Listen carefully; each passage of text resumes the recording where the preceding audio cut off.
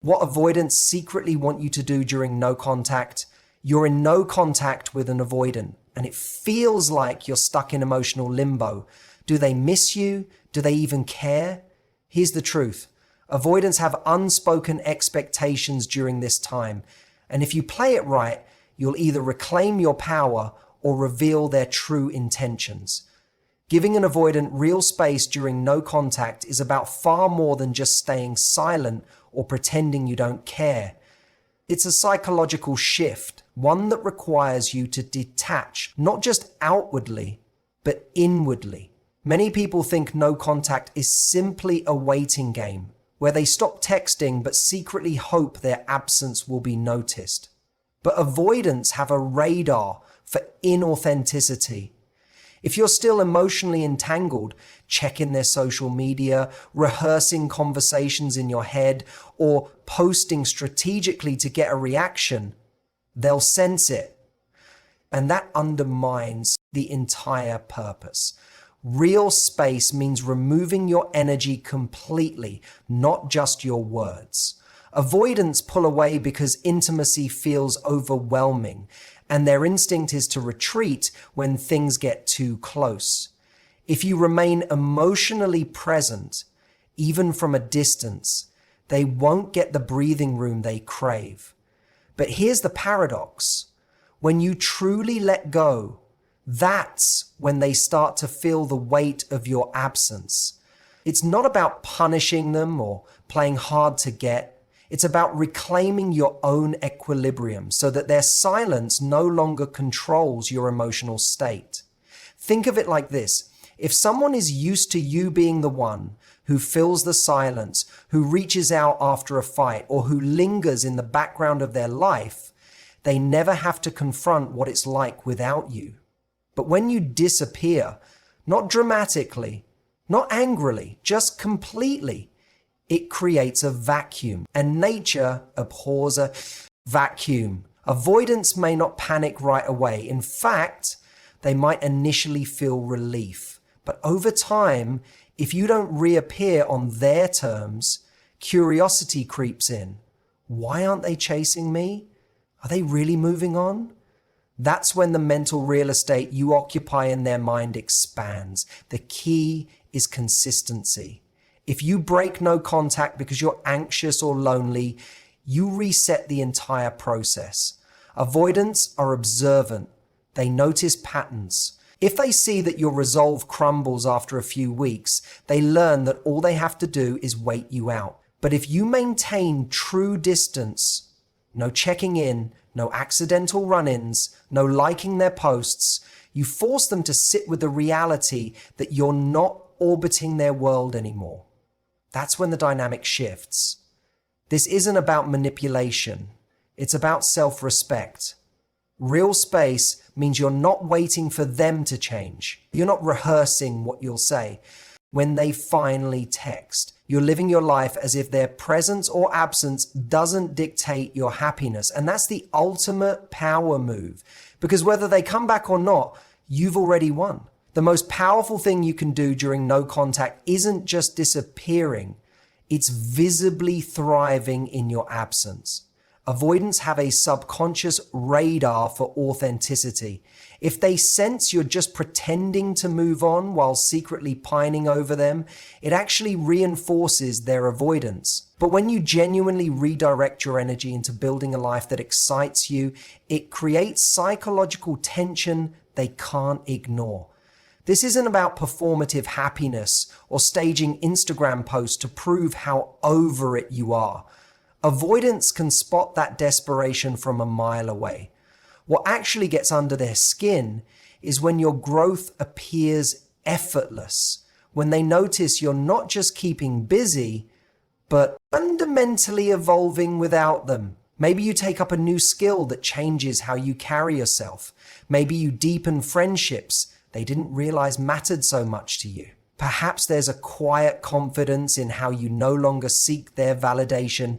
These subtle shifts register on a primal level, triggering what psychologists call loss aversion, the fear of missing out on someone who's becoming more valuable. There's a critical nuance here. Avoidants don't respond to obvious displays of success.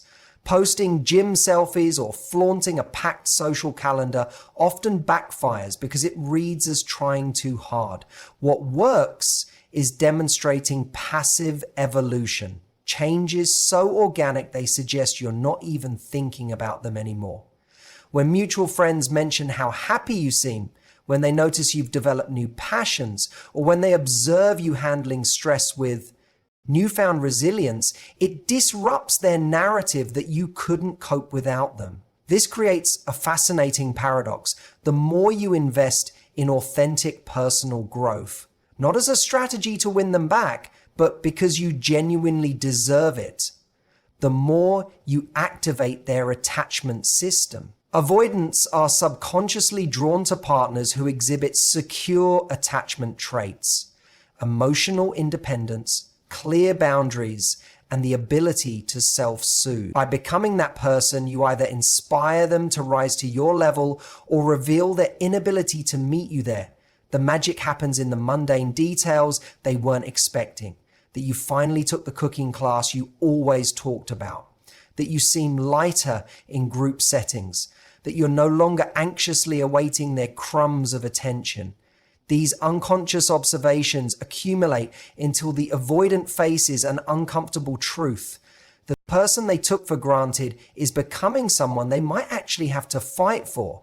And that realization, when it comes from a place of genuine change rather than manipulation, is what makes all the difference. The delicate dance with an avoidant during no contact requires mastering a crucial paradox. You must become simultaneously unreachable, yet not permanently gone. This isn't about mind games, it's about understanding the avoidant psyche at its core. When you vanish completely with no trace of openness, their defense mechanisms interpret this as final rejection, allowing them to emotionally detach.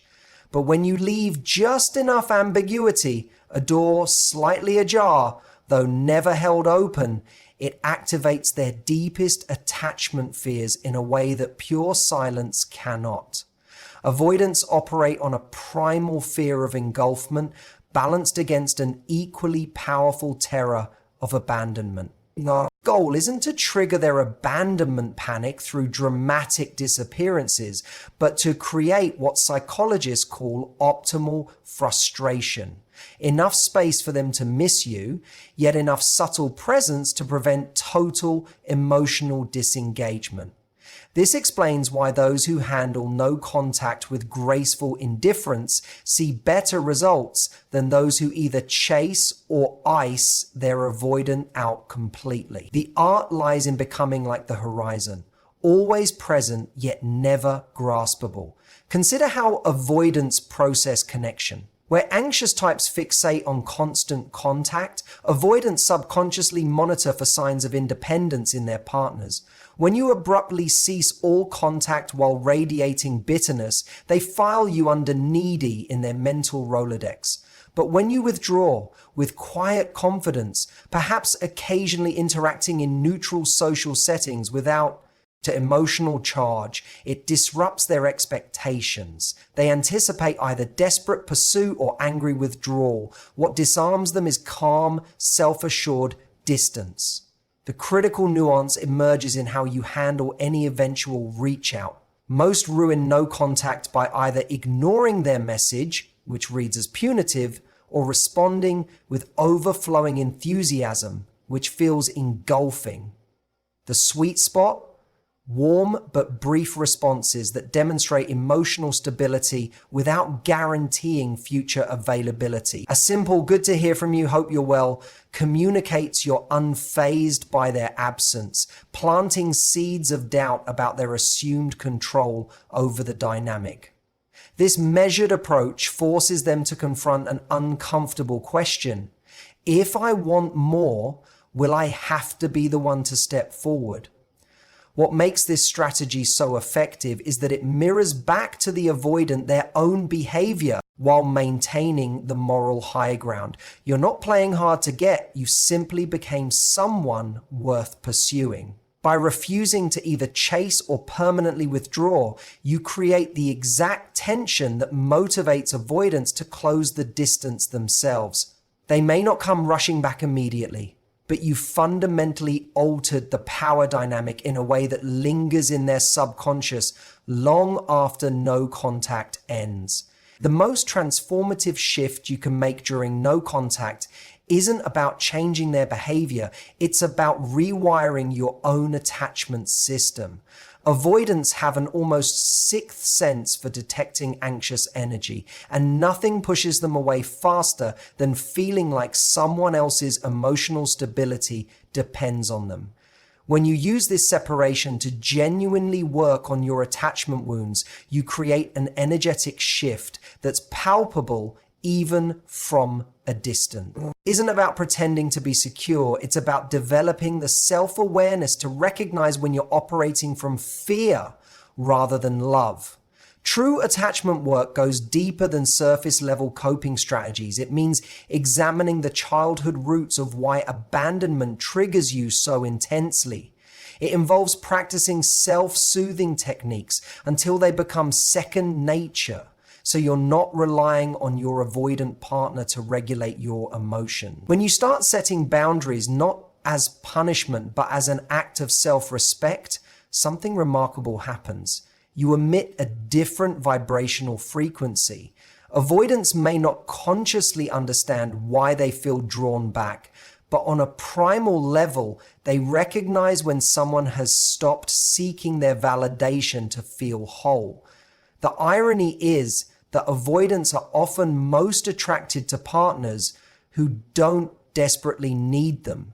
As you become more secure, you naturally stop emitting the anxious behaviors that trigger their avoidance. The constant analyzing, the emotional bids for reassurance, the subtle or not so subtle attempts to control the relationship's pace. Instead, you develop what psychologists call quiet confidence, an inner knowing that you'll be fine regardless of their choices. This security paradoxically makes you more magnetizing, not because you're playing games, but because you've become someone who genuinely values their own peace over chaotic attachment. This transformation shows up in subtle but powerful ways. Maybe you stop over-explaining yourself in texts. Perhaps you no longer jump to fill every silence. You might find yourself genuinely enjoying time alone, rather than just enduring it until they reappear. These changes register with an avoidant on a subconscious level. They can feel when someone has stopped orbiting around them as their emotional center, and this creates space for something extraordinary, the possibility that they might actually have to step up if they want to keep you in their life. The beautiful truth is that as you heal your attachment wounds, you stop needing this strategy to work. You begin recognizing that secure love shouldn't require constant emotional gymnastics. Whether your avoidant comes back or not becomes less important than the profound discovery that you're capable of creating your own emotional security. And that realization, more than any tactic or technique, is what ultimately transforms all your relationships moving forward. The final psychological shift occurs when you stop broadcasting your emotional state and instead become the mystery they can't solve. Avoidants are accustomed to being the elusive ones in relationships, the partners who hold their cards close while their anxious counterparts wear hearts on sleeves. But when you reverse this dynamic by maintaining calm, composed ambiguity about your feelings, it disrupts their entire perception of the relationship's power balance. This isn't about playing mind games. It's about reclaiming your emotional sovereignty in a way that naturally sparks their curiosity and introspection. Most people in no contact make the mistake of either broadcasting their devastation through sad posts or mutual friends, or pretending they're completely over it with forced displays of happiness. Both approaches give the avoidant certainty about where you stand, allowing them to file you away emotionally. The potent middle path is what relationship experts call strategic ambiguity, not lying about your feelings, but simply keeping them private. When an avoidant can't clearly read whether you're pining or moved on, when they receive no clear signals about your emotional state, it creates cognitive dissonance that occupies their mental space far more than dramatic displays ever could. This works because avoidants, despite their reputation for emotional distance, are actually hyper-attuned to shifts in relational dynamics. They notice when the usual patterns change, when you stop reacting to their breadcrumbing, when your social media stops telling a story about them, when mutual friends can't report on your emotional state. The absence of information becomes information itself. They start wondering, are they dating someone new? Did they really stop caring? Do I still have the power to affect them? These unanswered questions create what psychologists term the Zeigarnik effect, the phenomenon where unfinished business or unresolved situations occupy more mental space than closed chapters. The key to executing this effectively lies in authentic emotional independence rather than performance. When you genuinely reach a place of not needing them to know how you feel, when you're no longer invested in their perception of your emotional state, that's when the real magic happens. Avoidants have a sixth sense for detecting when someone's indifference is an act, versus when it stems from true inner security. The latter is irresistibly intriguing because it suggests you've become someone who can't be easily swayed by their push-pull patterns, the ultimate challenge to an avoidant subconscious belief that they control the relationship's emotional thermostat. As this dynamic unfolds, something remarkable occurs.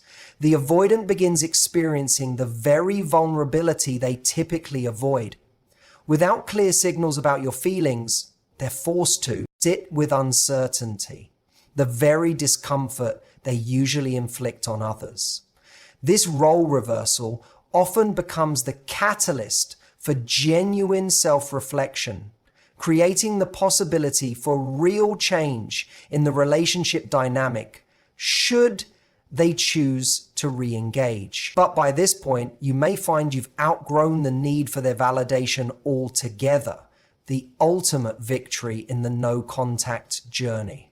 So here's the truth about no contact with an avoidant.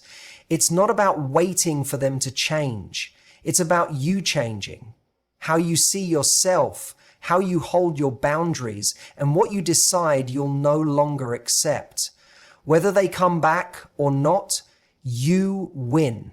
Because either they rise to meet the new version of you, or you make space for something better. And that's not just closure, that's freedom. If this resonated with you, hit that like button. It helps more people find this video. Drop a comment below. Have you dealt with an avoidant? What was your biggest lesson? Don't forget to subscribe for more raw, real talk on relationships and self-growth. Until next time, remember, your peace is non-negotiable. See you in the next one.